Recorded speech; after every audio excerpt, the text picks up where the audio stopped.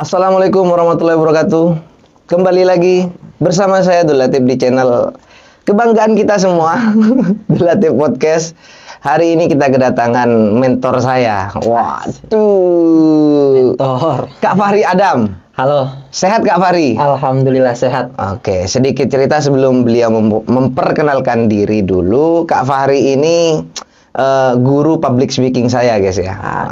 Alhamdulillah kita dipertemukan lagi. Jadi Allah itu nyuruh saya untuk belajar lagi, guys. Siap. Karena banyak kritikan dari teman-teman kalau public speaking saya itu jelek. Tapi memang sengaja.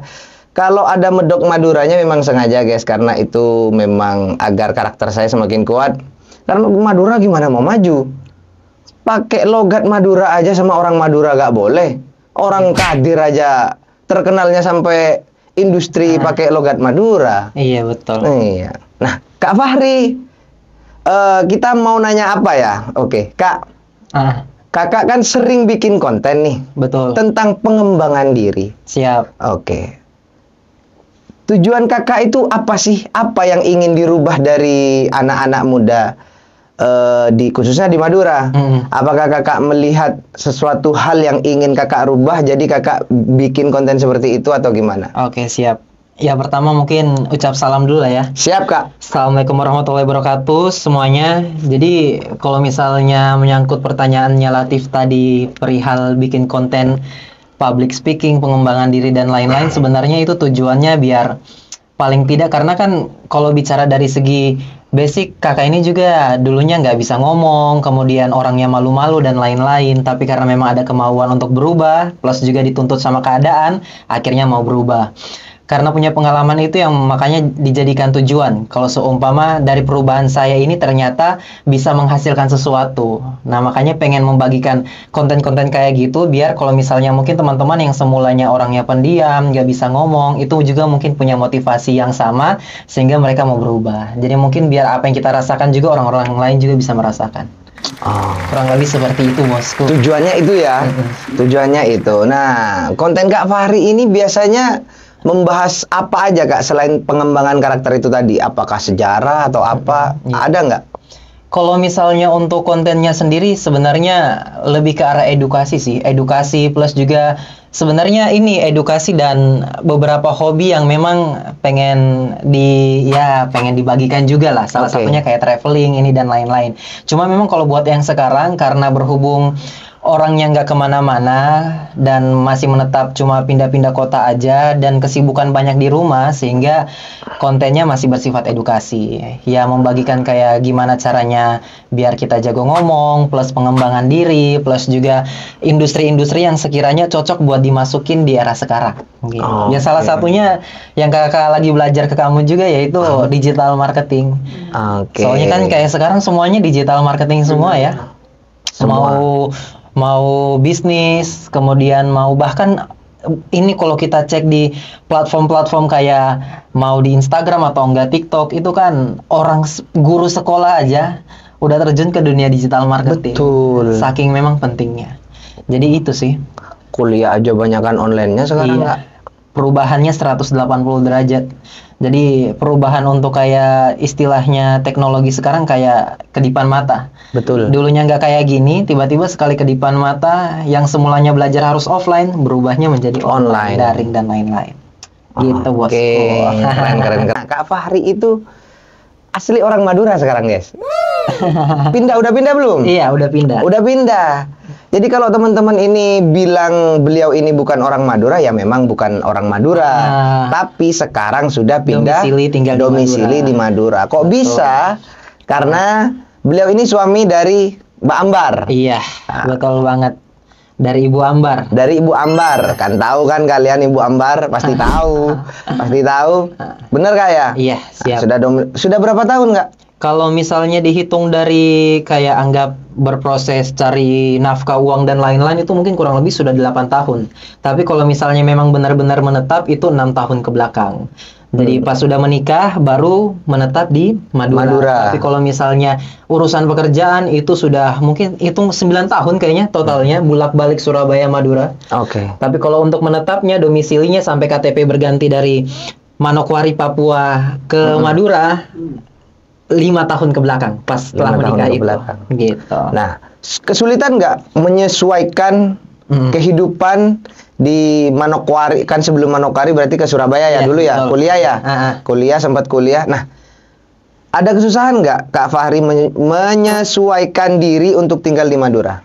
Kalau untuk beradaptasi sih, karena ya betul tadi kamu bilang dari Papua, memang karena sudah di Surabaya dan teman-teman ketika sampai di Surabaya pun juga itu lingkungannya isinya orang Madura. Jadi kalau buat beradaptasi sebenarnya nggak terlalu susah. Cuma mungkin ada beberapa yang bikin apa ya, spot jantung aja.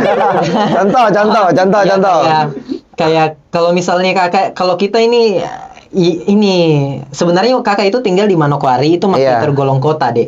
Jadi kalau misalnya kita di kota ini, kalau buat kayak acara-acara hajatan dan lain-lain itu nggak terlalu sering-sering. Kalaupun memang hajatannya harus ngumpul bareng, itu berarti hajatannya besar.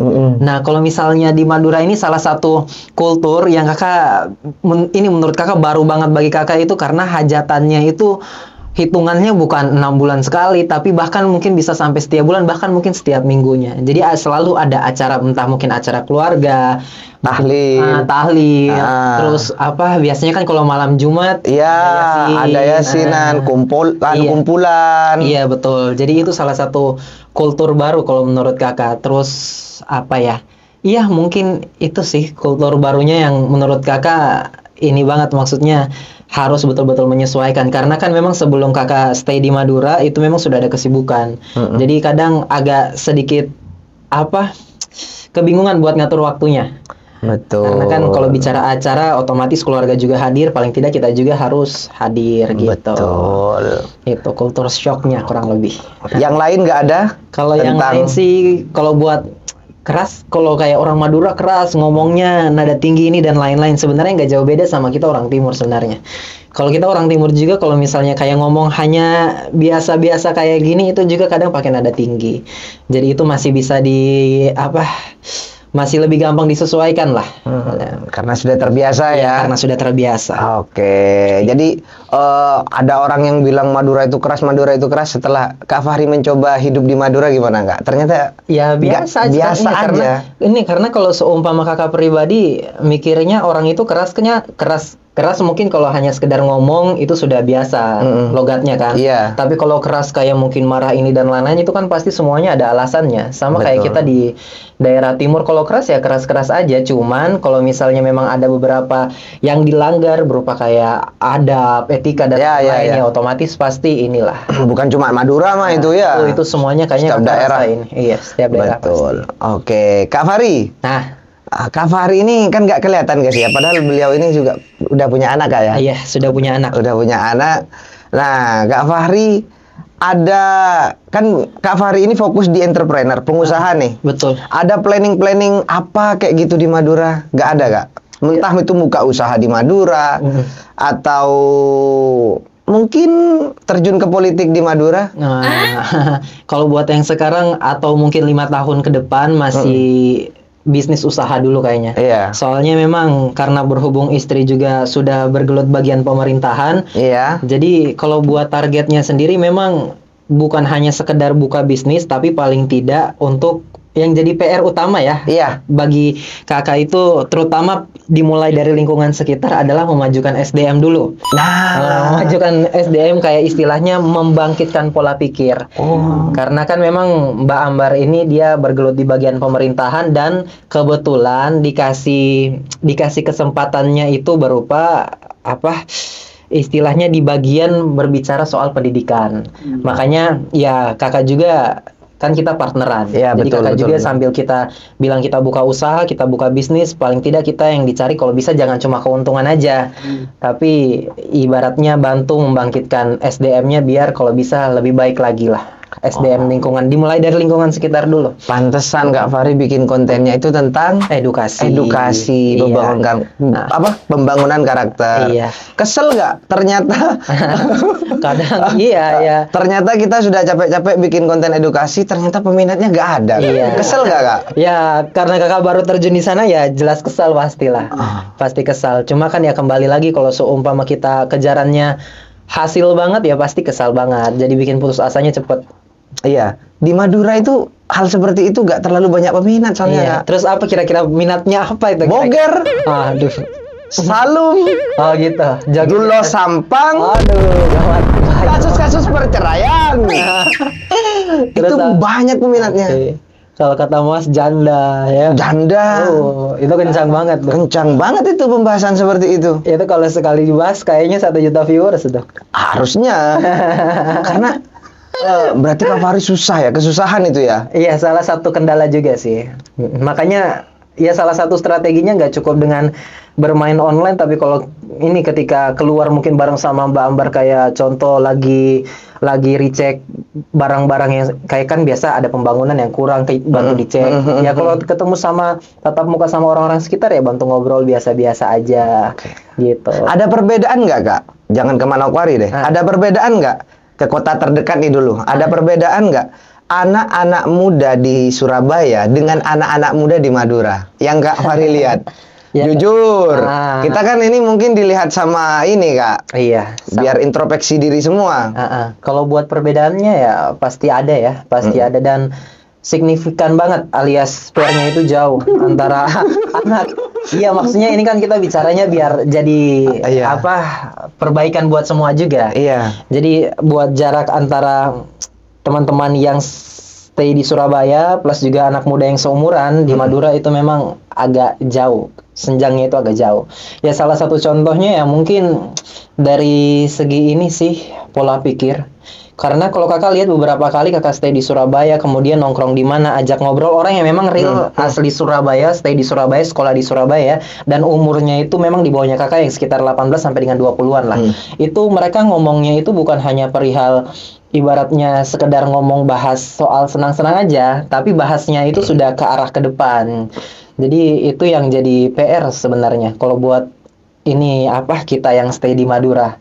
Biar kalau bisa pas ngumpul itu bukan cuma hanya sekedar berbicara perempuan, bola, atau enggak mungkin games, atau enggak motor, tapi paling tidak berbicara bagaimana 5 sampai dengan 10 tahun ke depan kalau kata Armada mau dibawa kemana. Artinya anak-anak Madura yang sering berbincang dengan Kak Fahri itu tidak ada planning untuk ke depan ya? Ada, cuma nggak semua juga. Iya. Gitu. Jadi lebih bahas inilah, pokoknya lebih bahas senang-senangnya. Ya nggak jadi masalah sih sebenarnya. Jadi masalah sih harusnya. Aduh.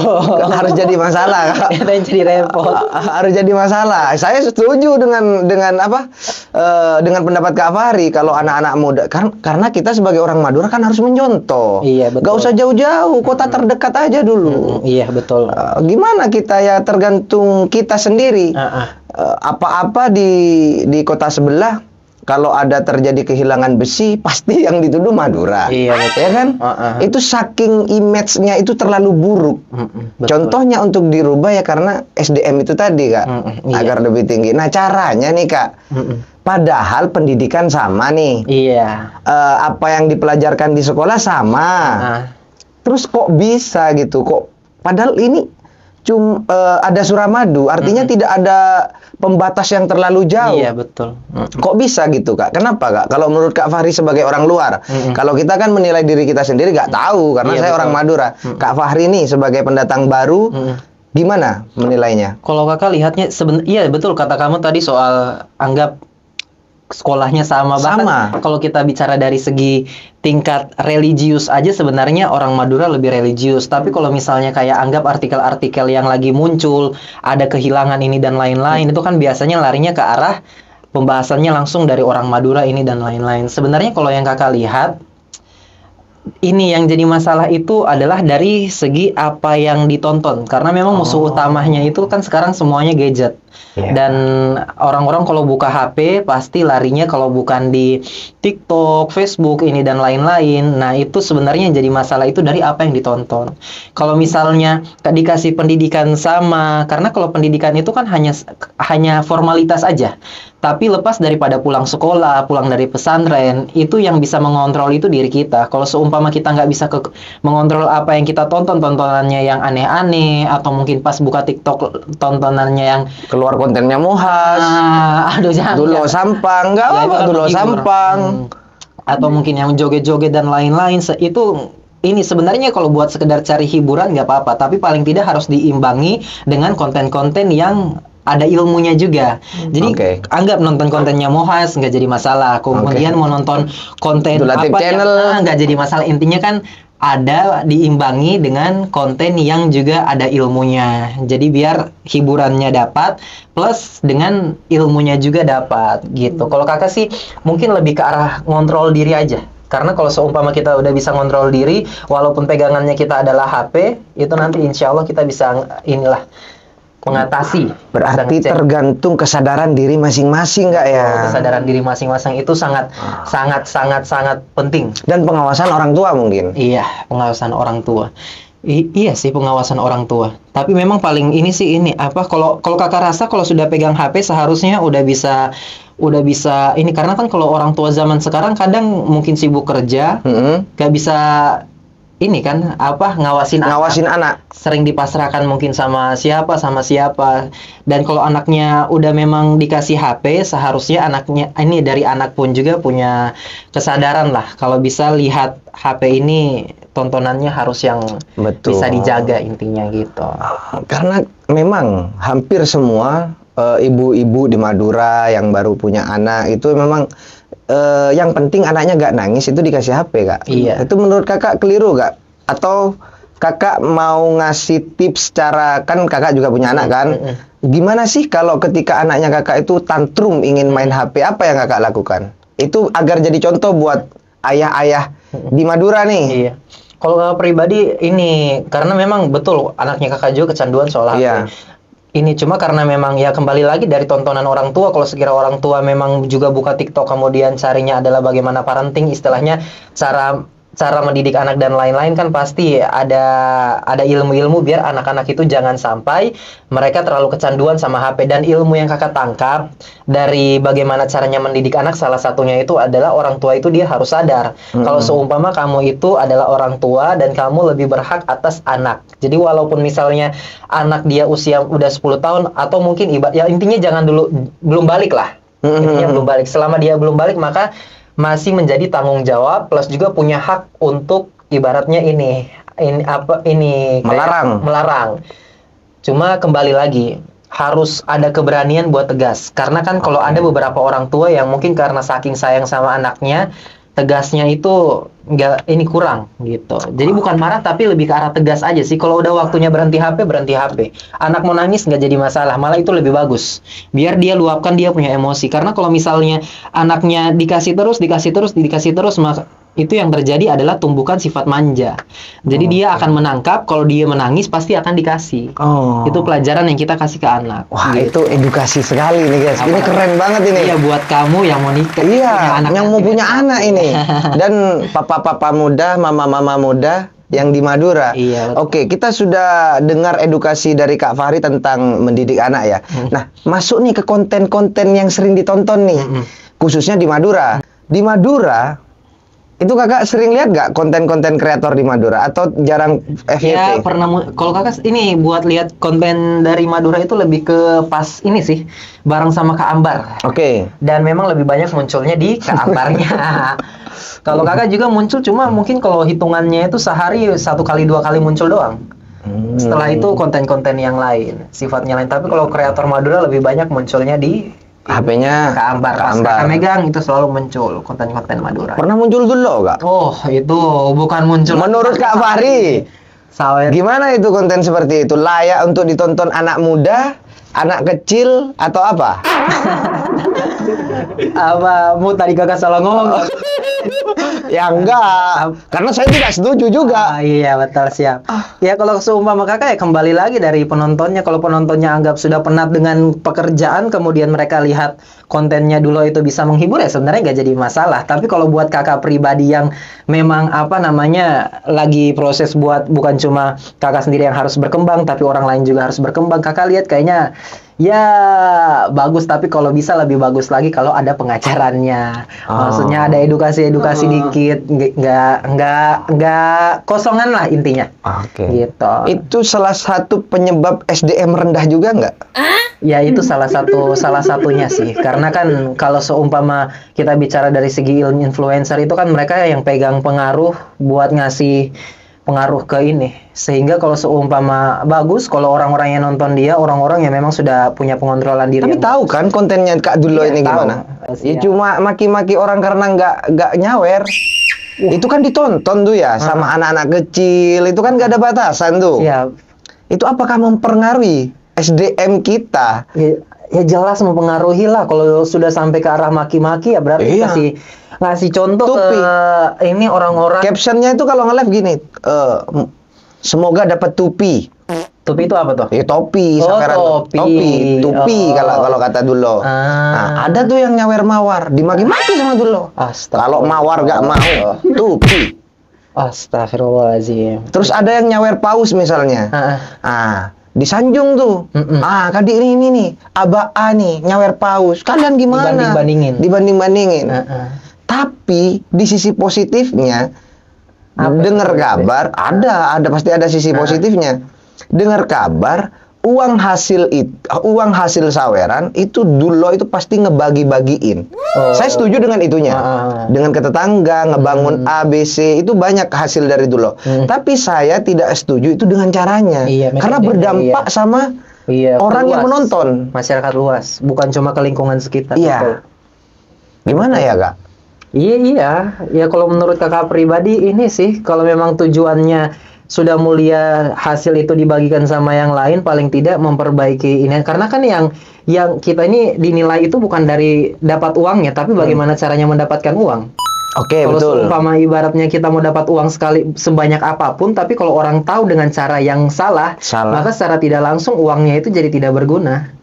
Jadi nggak terlalu ini kelihatan bagus banget di mata orang gitu lah, nggak terlalu ini, karena yang dilihat itu adalah cara bagaimana mendapatkan uang. Kalau di ilmu psikolog itu kan memang ada beberapa kategori, salah satu kategorinya itu bicara soal narsistik. Jadi ada humanity ini dan lain-lain, sampai ada juga yang namanya narsistik. Nah, narsistik itu dia membahas adalah tentang orang yang memang terfokuskan cuma ke dia doang. Artinya dia nggak peduli sama orang lain, yang penting dia aja. Dia merasa dia penting ini dan lain-lain, sehingga itu mempengaruhi bagaimana caranya dia berperilaku ke orang lain, gitu. Jadi karena mungkin dia merasa tinggi, penting dan lain-lain, dia nggak peduli dia mau ngomong apa itu, dia nggak peduli, dia nggak mikirin perasaan. Intinya cuma itu, dia nggak mikirin perasaan, dia itu cuma mikirin yang penting dia pelong aja, yang penting dia lepas. Entah orang mau suka apa yang dia sampaikan, nggak jadi masalah, gitu. Itu narsistik. Itu masuk dalam, itu bisa dikategorikan sebagai narsistik. Orang yang pengennya dirasa penting. Perlu ke psikolog nggak? Ya harusnya sebenarnya sih. Harusnya, Iya. harus Soalnya kan ini udah mencakup masyarakat luas, harus sebenarnya. Karena kalau penontonnya sedikit, kita mah gak ada yang mau bahas, Kak. Karena artinya kalau penontonnya sedikit, kita kan seneng. Oh, orang-orang Madura ini gak tertarik sama ini. Berarti cerdas-cerdas semua. Masalahnya penontonnya banyak. Penontonnya itu sampai ribuan. Tapi takutnya nanti malah ribuan. dikira kita iri lagi apa gimana? Bukan iri. Nah, ini kan berhubungan kakak nih yang hadir. Iya. Konten kakak itu kan mengajarkan edukasi, pembangunan karakter, berhubungan dengan kakak ada di Madura nih, menanggapi orang-orang Madura itu seperti apa. Nah, saya kasih tahu seperti ini loh, Kak. Artinya konten-konten positif itu tidak laku di Pulau Madura. Ya, tapi nggak semua sih kalau kakak. Tapi Kak Ambar gak nyawer kan? Oh, Kak Ambar nyawer. Nggak pernah kakak tegur itu. Kakak tegur ini, jangan disawerin lah, itu malah makin menjadi-jadi kalau seumpama ini. Karena kalau orang-orang kayak gitu buat diredupkan kan sebenarnya gampang. Caranya adalah tidak dikasih perhatian dan kemudian intinya nggak nyawer aja. Jadi kalau seumpama itunya berulang secara tidak langsung pasti ada inilah batas lelahnya. Kalau udah lelah ya pasti nggak akan bermunculan lagi. Tapi karena mungkin dikasih makan terus, alias bahasanya disawer, akhirnya ya ini kecanduan terus-menerus dilakukan.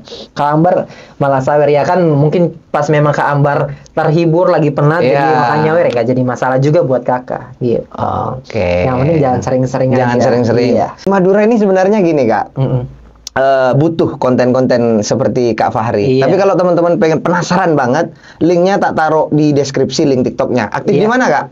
Di TikTok, kalau di Instagram mungkin lebih ke arah kehidupan ini aja sih. Pribadi. Yang yang lucu-lucuan lah ya sama menyesuaikan. Tapi kalau di TikTok memang lebih banyak pembahasan, edukasi. Dan edukasinya kan bukan dari, kalau dulu mungkin dari kakak sendiri. Cuma kan kalau yang sekarang kamu udah tahu kalau ada lawan bicara yang sekiranya menurut kita menginspirasi, ya kakak ajak ngobrol biar dibagikan juga sama teman-teman. Siap, itu yang perlu guys. Masalahnya, aduh. Ditonton Kak. Oke, siap. Aduh. Ya biasalah. Mau kayak di tempat lain pun juga mungkin banyak yang kayak gitu. Cuma kalau yang sekarang kayaknya kalau kasih kata Madura, kalau kakak lihat algoritmanya sangat mendukung ya. Kalau pembahasannya Madura pasti tuh dia naiknya cepet banget. Ya, makanya tinggal kita pilih yang mau dinaikkan itu yang mana, yang hal bagusnya kah atau yang sebaliknya gitu. Tapi nggak semua. Nggak semua, ya nggak semua. Karena ada beberapa yang kakak lihat juga ya, walaupun dia ini umurnya masih muda dan stay-nya di Madura, orangnya juga udah berkembang. Salah satunya itu ada itu di daerah tempatnya kakak. Boleh diceritain Kak? Nah, apa itu?